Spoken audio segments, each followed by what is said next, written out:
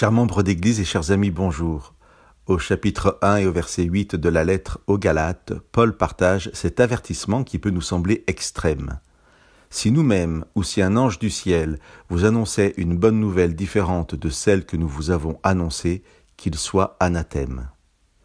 Anathème parfois traduit maudit. Le mot anathème désigne le châtiment qui retranchait un homme du peuple de Dieu, et c'est pour ça qu'on peut traduire par malédiction. Quelle est donc la situation qui pousse Paul à écrire cela ? L'information qu'il a reçue, selon laquelle des personnes sont arrivées dans cette église de Galatie après lui, avec un enseignement différent concernant le salut.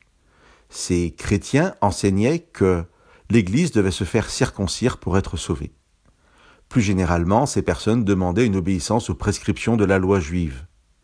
Alors Paul commence sa lettre en menaçant presque les Galates sur le fait que revenir à cela équivaudrait à s'éloigner de la grâce.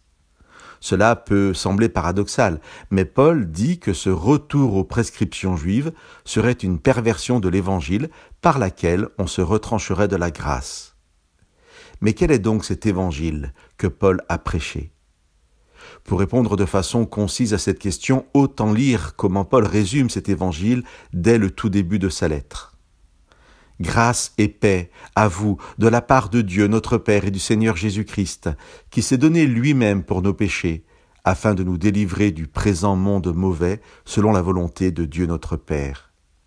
Voilà le point de départ pour Paul, non pas seulement de sa lettre, mais de l'évangile, mais aussi de sa mission, et plus encore, le point de départ de notre chemin avec Dieu, de notre salut. Au départ, Dieu comme un Père nous offre la grâce et la paix, et Jésus-Christ, de sa propre volonté, se donne pour nos péchés. Si nous l'acceptons sans rien y ajouter, nous sommes délivrés du pouvoir mauvais du monde présent. Presque 2000 ans plus tard, cet avertissement de Paul est toujours d'actualité.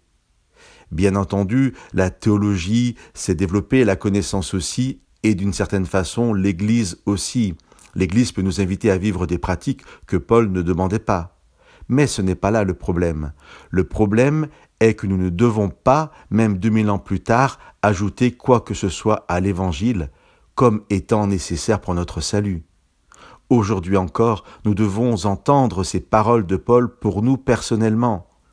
Recevez la grâce de la paix si Dieu est votre Père et si vous croyez que par sa mort et sa résurrection, votre Seigneur Jésus-Christ vous a délivré de tout ce qui n'est pas de lui. Que Dieu vous bénisse.